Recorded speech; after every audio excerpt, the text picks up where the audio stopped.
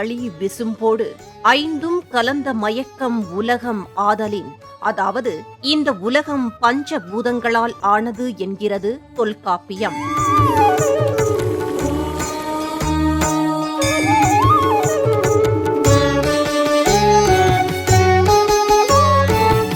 இதனை நன்கு அறிந்த முன்னோர்கள் இயற்கையோடு இயைந்த வாழ்வை பின்பற்றியதோடு மட்டுமல்லாமல் பஞ்சபூதங்களையும் சூரியனில் தொடங்கி கடல்கள், ஆறுகள், மலைகள் என்று இயற்கையையே தெய்வங்களாக வழிபட்டு வந்துள்ளனர். பின்னாளில்தான் சிலைகளை வடிவமைத்து கோயில்களை கட்டி வழிபடும் வழிபாட்டு முறையையும் ஏற்படுத்தினார்கள்.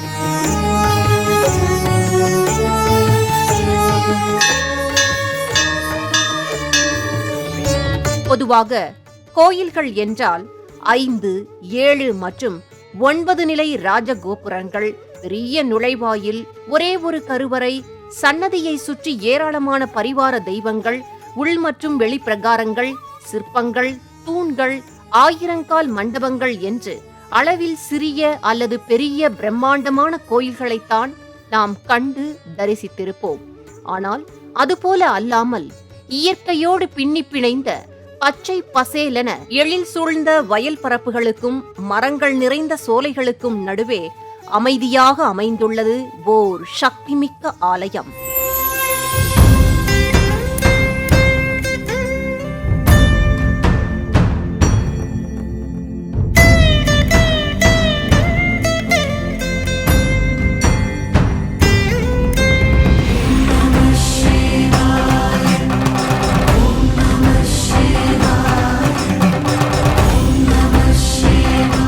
அவ்வாலயத்தில் தன்னை நாடி வரும் பக்தர்களின் குறைகளை தீர்ப்பதோடு என்ன வரம் நினைத்து வேண்டுகிறார்களோ அதனை கேட்ட மாத்திரத்தில் தந்தருளும் ஓர் அற்புத தெய்வம் உண்டு.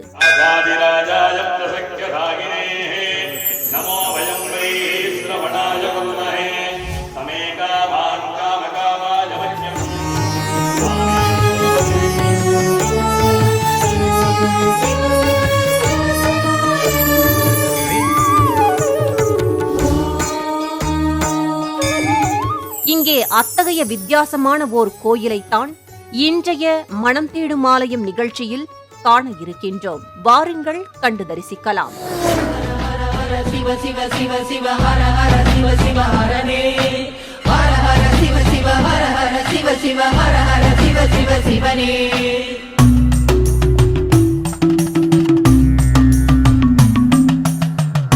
திருவள்ளூர் மாவட்டம் அருகே ஆந்திர மாநிலம் சித்தூர் மாவட்டம் பாலசமுத்திரம் மண்டலத்திற்கு உட்பட்டது ராசபாளையம் கிராமம்.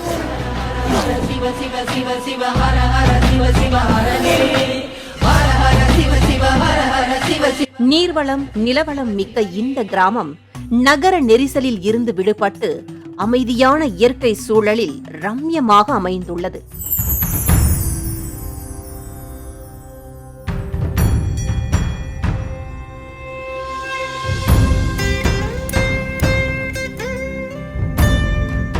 இந்த கிராமத்தின் கிழக்கில் 500 ஆண்டுகள் பழமையான ஆலமரம் ஒன்று 5 ஏக்கர் பரப்பளவில் தன் கிளைகளை பரப்பியவாறு பறந்து விரிந்தும் தன் விழுதுகளை தூண் போல அமைத்தும் ஓர் 1000 கால் மண்டபம் போல காட்சி தருவது வியப்பின் உச்சம்.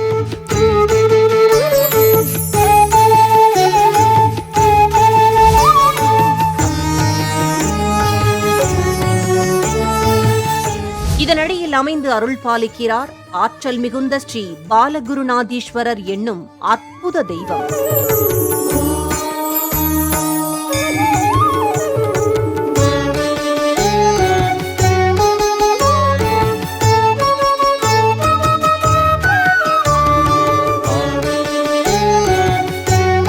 கோயிலுக்குள் நுழையும் போதே ஒருவித ஆழமான உணர்வும் அமைதியும் சற்று சிலிர்ப்பும் மேலிடுகிறது.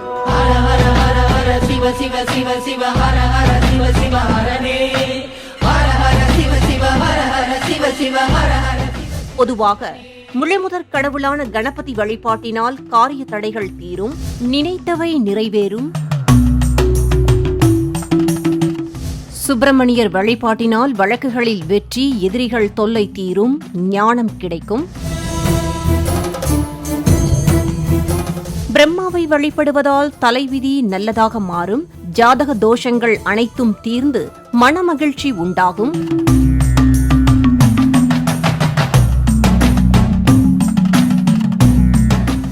விஷ்ணு வழிபாட்டினால் கணவன் மனைவி ஒற்றுமையும், புத்திரப்பேறு, கல்வி வளர்ச்சி, செல்வ வளம், மனநிறைவும் உண்டாகும். ஆனால் இவை அனைத்தையும் அருளவல்ல ஒரு மூர்த்தி உண்டு என்றால் வியப்பாக உள்ளது அல்லவா? ஆம், அந்த தெய்வம்தான் ஸ்ரீ பாலகுருநாத சிவம். கற்பனைக்கு எட்டாத அண்டங்கள் யாவும் கடந்த பிரம்மாண்டமே,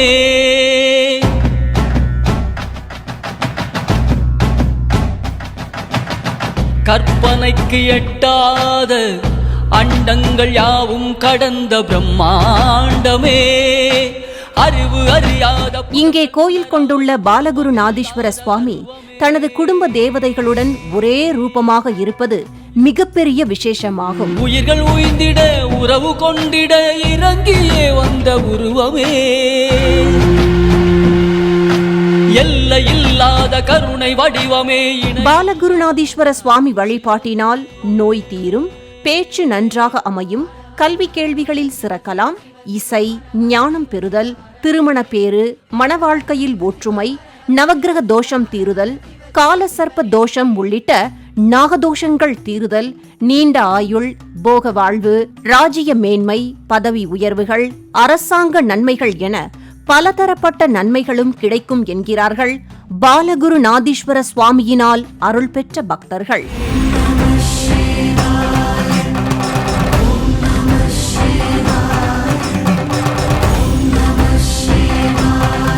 பிரம்மாண்ட ஆலமரத்தின் விழுதுகளே குடைகளாக இருக்க விநாயகர், முருகன், பிரம்மா, மகாவிஷ்ணு, ருத்ரன் என பஞ்சமூர்த்திகளும் இரு நாகதேவதைகள் தழுவ ஒரே கருவறையில் வீற்றிருப்பது அதிசயத்திலும் அதிசயமாக பார்க்கப்படுகிறது.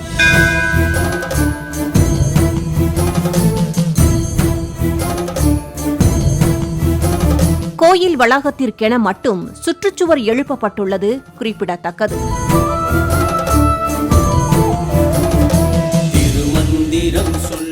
தனித்தனி சன்னதிகளாக அல்லாமல் சைவ வைணவ ஒற்றுமையை பறைசாற்றும் வகையில் அத்தனை தெய்வங்களையும் ஒரே கருவறையில் கண்டு தரிசிக்கும் போது பக்தியினால் மனதிற்குள் ஏற்படும் ஆனந்தத்தை வர்ணிக்க வார்த்தைகளே இல்லை எனலாம். அப்படியே மெய்வுருக நின்றோம்.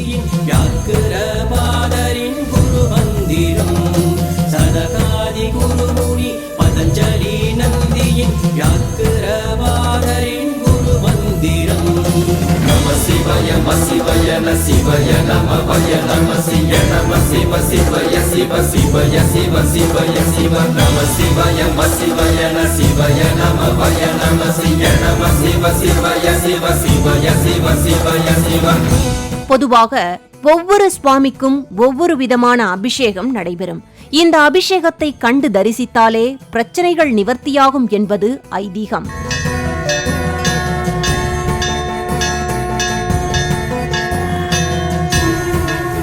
இங்கே விநாயகர், முருகன், பிரம்மா, ருத்ரன், விஷ்ணு மற்றும் நாகங்கள் என அனைத்து தெய்வங்களுக்கும் ஒரே சன்னதியில் ஒரே நேரத்தில் ஒரே சிலையில் அபிஷேகங்கள் நடைபெறுவதை கண்டு தரிசிப்பதனால் சகல தோஷங்களும் நிவர்த்தியாகுவதோடு அஷ்ட ஐஸ்வர்யங்களும் சித்தியாகுமாம். ஆற்றலை தந்திடும் சிவமந்திரம், ஆதாரமானது சிவமந்திரம். கோயில்களில் உள்ள தலவிருட்சங்களில் ஆலமரத்தை மும்மூர்த்திகளின் வடிவாக வணங்குவது வழக்கம்.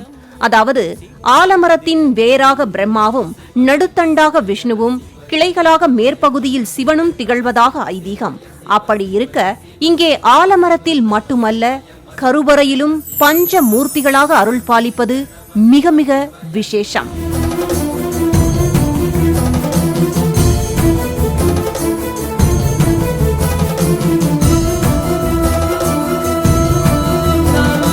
ஆலம் தான் உகந்து அமுது செய்தானை, ஆதியை அமரர் தொழுது ஏத்தும் சீலம்தான் பெரிதும் உடையானை, சிந்திப்பார் அவர் சிந்தை உளானை என சுந்தரமூர்த்தி நாயனார் பாடியுள்ளார்.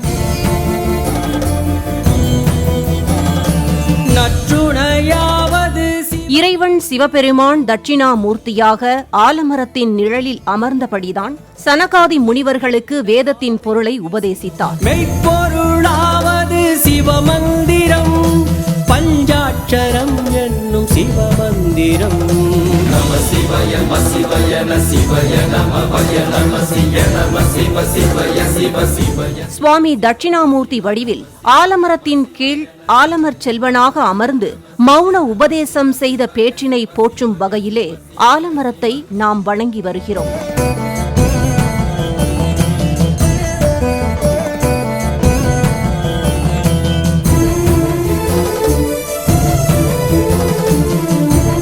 தமிழ்நாட்டில் சில சக்தி வாய்ந்த குறிப்பிட்ட சிவன் கோயில்களில் ஆலமரமே ஸ்தல விருட்சமாக அமைந்துள்ளது. திரு அன்பிலாந்துறை, திருப்பழுவூர், திருவாலம்பொழில், திருவாலங்காடு முதலிய சிவ திருத்தலங்களில் மட்டுமல்லாமல் திருமெய்யம், ஸ்ரீவில்லிபுத்தூர் முதலிய திருமால் கோயில்களிலும் தலவிருட்சமாக ஆலமரமே வணங்கப்படுகிறது.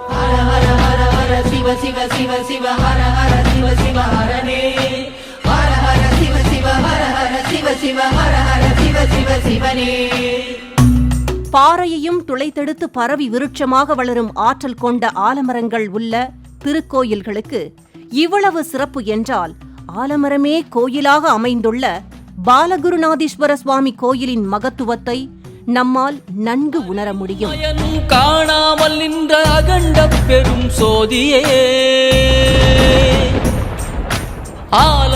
குறிப்பாக மகம் நட்சத்திரக்காரர்களுக்குரிய விருட்சமாக கூறப்படும் இந்த ஆலமரம் மகம் நட்சத்திரத்தின் கதிர்வீச்சுகளை உள்வாங்கிக் கொண்டு கெட்ட கதிர்வீச்சுகளில் இருந்து அவர்களை காப்பாற்றி நல்ல கதிர்வீச்சுகளை வெளிப்படுத்தும் ஆற்றல் ஆலமரத்துக்கு உண்டு என்பதால் மகம் நட்சத்திரத்தில் பிறந்தவர்கள் ஆலமரம் வளர்த்து வருவதும் ஆலமரம் ஸ்தலவிருட்சமாக இருக்கும் கோயில்களில் வழிபடுவதாலும் விசேஷமான பலன்களை பெற முடியும் என்கிறார்கள். அதனால் இங்குள்ள ஆலமரத்தையும் சுவாமியையும் சுற்றி 11 முறை வலம் வந்து வேண்டுதல் வைத்தால் அது நிச்சயம் நிறைவேறும் என்கிறார்கள் வரம் பெற்ற பக்தர்கள். அனைவருக்கும் எளிதாய் ஊரெல்லாம் கோயில் கொண்ட லிங்க ரூபனே. முன்னொரு சமயம் வாழ்ந்திருந்த மக்களுக்கு காலரா தொற்று உள்ளிட்ட கடுமையான விஷ ஜுர நோய்கள் ஏற்பட்டு மிகுந்த சிரமத்திற்கு உள்ளாகி இருக்கின்றனர்.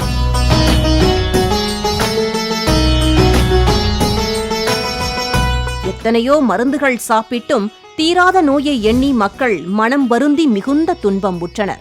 அப்போதுதான் இந்த கொடிய நோய்கள் தீர இங்கே உள்ள குடும்ப தேவதைகளான கிராம தெய்வங்களை போற்றி குல வழிபாடு செய்துள்ளனர்.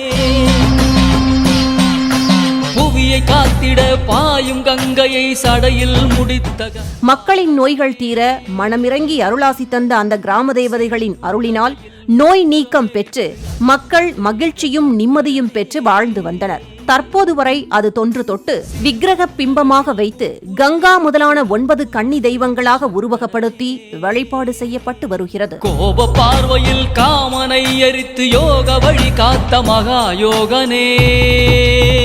இதனை நினைவுபடுத்தும் விதமாக திருக்கோயிலின் முகப்பில் கல்யாணி, திரிபுரா, காளிகா, ரோஹிணி, கங்காதேவி, சண்டிகா, சாம்பவி, துர்கா, சுபத்ரா தேவிகள் பிரதிஷ்டை செய்யப்பட்டும் வணங்கப்பட்டு வருகின்றனர்.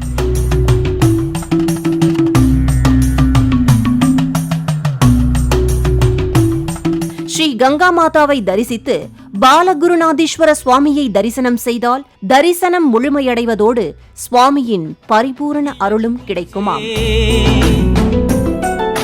வியக்கும் செயலை செய்து செயலுடன் தொடர்பில்லாத பெருமையனே. அதே போல கோயிலின் வெளிப்பிரகாரத்தில் நவக்கிரகங்களுக்கு தனி சன்னதிகளோ சிலைகளோ இல்லாமல் நவக்கிரகங்களுக்கு உண்டான விருட்சமே நடப்பட்டு வழிபடப்பட்டு வருகிறது. பழமையில் பழமை, புதுமையில் புதுமை என்று மாறாத விகிதனே. அடியார் புறத்தார் அனைவரிடமும் சமநீதி கொண்ட நெறியாரே. உயிரினில் நின்று உணர்வினில் கலந்து நிழலாய் தொடரும் சிவமே.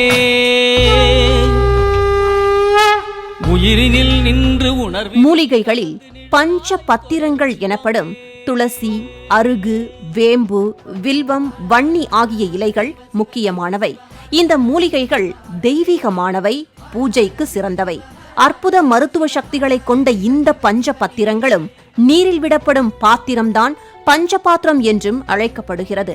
இந்த பஞ்ச பத்திரத்தில் சிவபெருமானுக்கு உகந்த இலை வில்வம், திருமாலுக்கு உகந்தது துளசி, காளி மாரியம்மனுக்கு வேப்பிலை, விநாயகருக்கு அருகம்புல், பிரம்மனுக்கு அத்தி இலை சிறப்பானது. இன்ப துன்பம் கடந்த ஆனந்த பேரானந்தம் சிவமே, ஜென்ம ஜென்மமாய் மறைந்திருந்தே எம்மை தொடர்ந்த சிவமே. இதனை குறிக்கும் வகையில் கோயில் வெளிப்பிரகாரத்தில் அரசு, வன்னி, அத்தி, வேம்பு, அருகு, தர்பையுடன் பஞ்சபத்திரங்கள் உள்ளிட்ட விருட்சங்களும் தெய்வீக மூலிகைகளும் கோயிலை சுற்றி அமைந்துள்ளன. இதனால் கோயில் வளாகம் முழுவதும் இயற்கையாகவே தெய்வீக மனத்துடன் மூலிகை மனமும் நிரம்பி உள்ளதால் அந்த காற்று பட்டாலே தீராத வியாதிகளும் சர்வதோஷங்களும் விலகிவிடும் என்கிறார்கள் பக்தர்கள். மற்ற விருட்சங்களுடன் இந்த பஞ்சபத்திரங்களையும் ஒரே இடத்தில் காண்பதும் மிக மிக அரிது என்கிறார்கள்.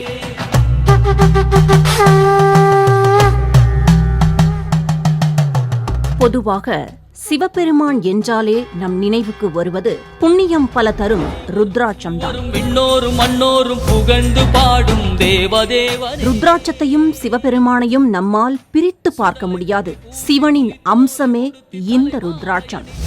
சுடலை பொடி பூசி புலி தோலை உடுத்தி தலைமாலை அணியும் புராண கதைகளின்படி சிவபெருமானின் கண்ணீர் துளிகள் பூமியில் விழுந்து ருத்ராட்ச மரமாக மாறியது என்றும் அந்த மரத்தில் இருந்து விழுந்த பழம்தான் ருத்ராட்சம் எனவும் கூறப்படுகிறது. ஓர் உருவமின்றி ஒரு நாமமின்றி ஐந்தெழுத்தில் சிவபெருமான் தன்னை பொன்னாபரணங்களால் அலங்கரிக்காமல் ருத்ராட்சம் கொண்டு அலங்கரித்துள்ளார் என்றால் அதன் மகத்துவம் என்ன என்பது நமக்கு தெளிவாகவே புரியும். பெரும் கருணை சிவமே, தனி பெரும் கருணை சிவமே.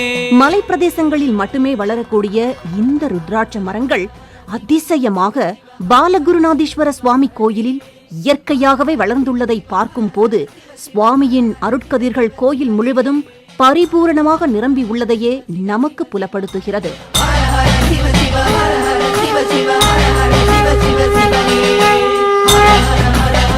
ருத்ராட்ச மரத்தை நேரில் பார்க்கும் போது அதன் காற்று எங்கள் மீது பட்ட போதும் ஒருவித சொல்ல முடியாத உணர்வும் ஈசனையே கண்ட அனுபவம் தான் எங்களுக்கு ஏற்பட்டது.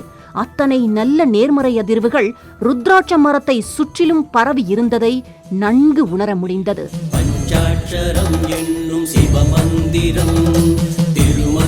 கோயிலுக்கு வரும் பக்தர்கள் சுவாமி தரிசனத்திற்கு பிறகு சந்நிதி முன்பாக அமர்ந்து 10 நிமிடம் தியானம் செய்தாலே நல்ல தெய்வீக ஆற்றலை உணர்வதோடு மன அமைதியும் பெற முடியும் என்கிறார்கள். மேலும் இம்மரத்தடியில் அரூபமாக சில சித்தர்கள் இன்றளவும் வாழ்ந்து வருவதாக நம்புகின்றனர். குறிப்பாக இங்கு சுப்பிரமணிய சித்தர் என்பார் சூட்சும வடிவில் தவம் செய்வதாக ஐதீகம். அதனால் சுப்பிரமணிய சித்தருக்கென தனி பீடம் அமைக்கப்பட்டு பூஜை நடைபெற்று வருகிறது.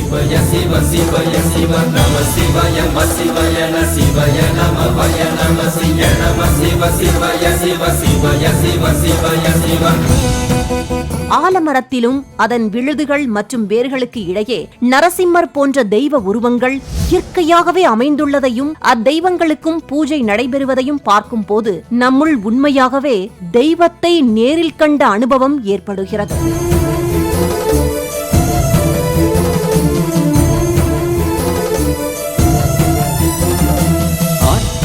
தந்திடும் சிவமந்திரம். கோயிலை சுற்றிலும் ஆங்காங்கு பாம்பு புற்றுகள் இருப்பதையும் அதற்கு மண்ணகலில் பால் வைத்து வழிபடுவதையும் காண முடிகிறது.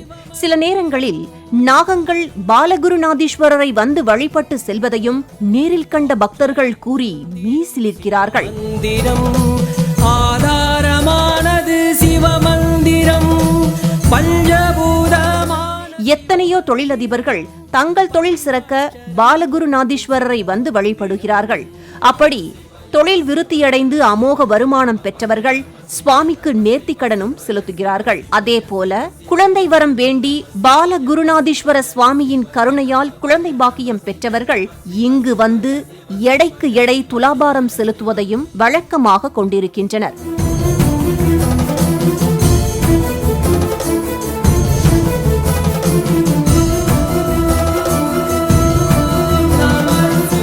பாலகுரு பாலகுருநாதீஸ்வரர் கோயிலில் ஒவ்வொரு தமிழ் மாத பிறப்பின் போதும் சிறப்பு வழிபாடு நடைபெறுகிறது. அதேபோல பௌர்ணமி, அமாவாசை, பிரதோஷம், சோமவாரம், திருக்கார்த்திகை தீப திருநாள், தைப்பொங்கல், விஷு புண்ணிய காலம், அயன புண்ணிய காலம் உள்ளிட்ட விசேஷ நாட்களில் சிறப்பு அபிஷேகங்கள், ஹோமங்கள் மற்றும் பூஜைகள் நடைபெற்று வருகின்றன. மேலும் பௌர்ணமி நாட்களில் பக்தர்கள் கோயிலை சுற்றி கிரிவலம் வந்து பாலகுருநாதீஸ்வர சுவாமியை மனதார வணங்குகின்றனர்.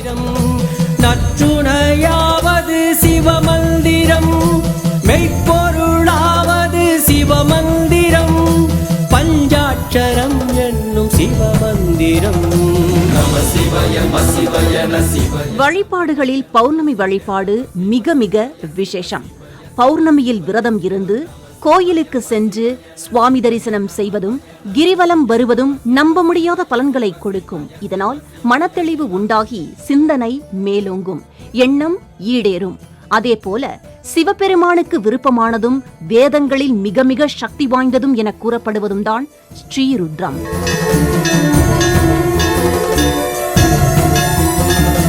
சூட்சுமம் ஆனது சிவய நம, ஸ்தூலமும் ஆனது நம. ஸ்ரீருத்ரம் எங்கு ஒலிக்கப்படுகிறதோ அந்த இடத்தில் உள்ள காற்றில் பரவி வளிமண்டலம் தூய்மை அடைவதோடு அங்கிருக்கும் தீய சக்திகளையும் அசுபங்களையும் அழிக்கும் வல்லமை கொண்டது என்று கூறப்படுகிறது.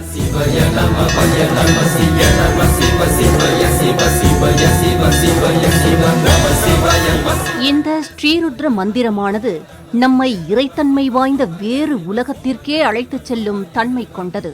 அப்படிப்பட்ட ஸ்ரீருத்ரத்தை பாலகுருநாதீஸ்வர சுவாமி கோயிலில் மாதந்தோறும் குறிப்பாக பௌர்ணமி நாளில் கைதேர்ந்த சிவாச்சாரியார்கள் போத விசேஷ யாகங்களும் சுவாமிக்கு ருத்ராபிஷேகமும் நடைபெறுகிறது. ஏராளமான பக்தர்கள் இந்த பௌர்ணமி வழிபாட்டில் கலந்து கொள்வதோடு கிரிவலம் வந்து வழிபட்டு மிக நல்ல பயன் பெறுகிறார்கள். மேலும் கோயிலில் நடைபெறும் பௌர்ணமி மற்றும் சில விசேஷ வழிபாடுகள் குறித்து சிவாச்சாரியார் கூறியதாவது: இந்த ஆலயத்திற்கு சதுர்த்தி திதியிலும், ஷஷ்டி திதியிலும், ஏகாதசி திதியிலும், திரையோதசி திதியிலும் விசேஷமான பூஜைகள் எல்லாம் நடைபெற்று வருகிறது.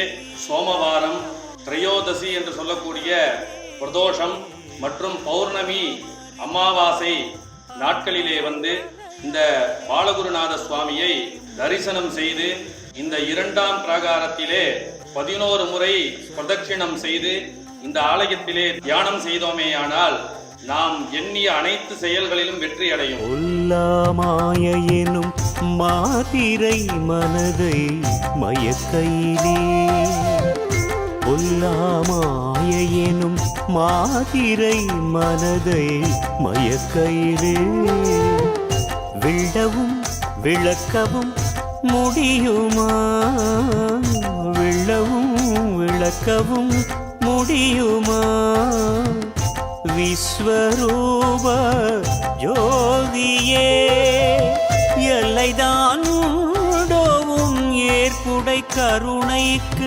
கைலாயநாதனும் நீ, காளத்தி தேவனும் நீ, புன்னை மரத்தடியில் பொழுதும் தவமிருந்து மயிலாய் உருவெடுத்து நம் மனதை மயக்கி நிற்கும் காதல் கற்பகத்தின் கம்பீர நாயகன்.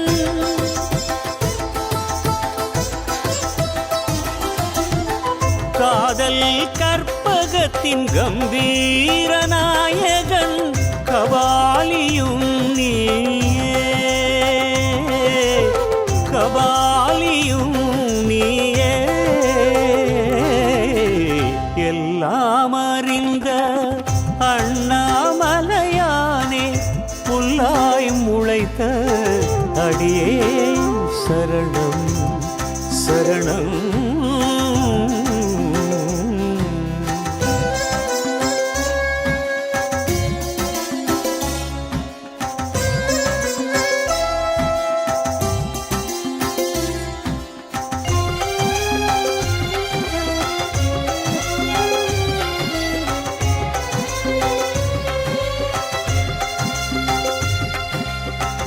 தினமுனை வேண்டி நின்றேன் கணமொன்று கரையும் முன், தினமுனை வேண்டி நின்றேன் கணமொன்று கரையும் முன், கனல் எனை விழுங்கும் முன் இனம் கண்டு என ஏற்றுக்கொள் ஈஸ்வரனே. அருணாச்சல அருள் வடிவே தினம் உன்னை வலம் வந்தால் வளமனைத்தும் கூடி வரும், மன வறுமையும் மாய்ந்து விடும். வருணனாய் என் மேல் வாத்சல்யம் பொழிந்திடுவாய், வருணனாய் என் மேல் வாத்சல்யம் பொழிந்திடுவாய். கண்ணாய் அமைந்துவிட்ட அண்ணாமலையானே, உண்ணாமுலை அன்னை உடன் உறைவோனே, உள்நோக்கி உனை உணரும் உண்மைதனை உணர்த்திவிடு. உமையோடு ஒன்றிவிட்ட உன் உருவந்தனை பதித்துவிடு. ஓதியே உரைத்திடும் உன் நாமம், ஜோதியே என்னுள் உறைந்திட வழி செய். அண்ணாமலையானே, அனைத்தும் நீதானே. அண்ணாமலையானே, அனைத்தும் நீதானே.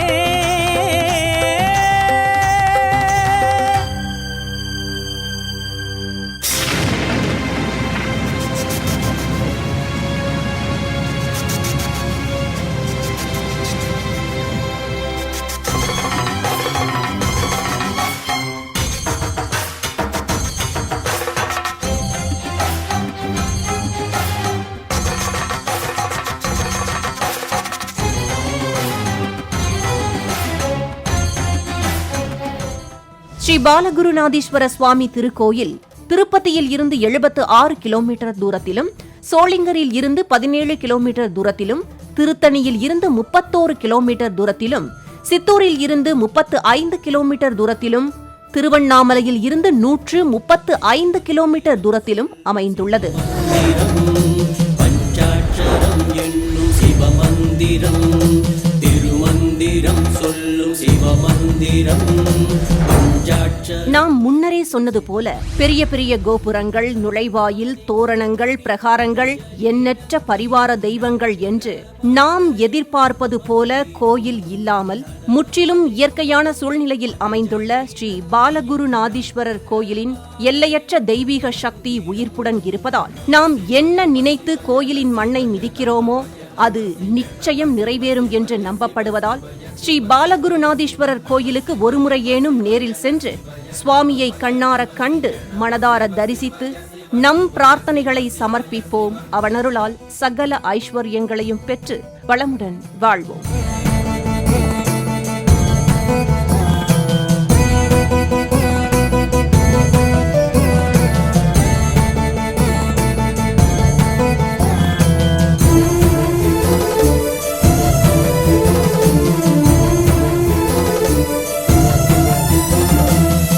ஆற்றலை தந்திடும் சிவமந்திரம், ஆதாரமானது சிவமந்திரம். ஆற்றலை தந்திடும் சிவமந்திரம், ஆதாரமானது சிவமந்திரம். பஞ்சபூதமான சிவமந்திரம், பஞ்சாட்சரம் என்னும் சிவமந்திரம். நம சிவ சிவய சிவ சிவய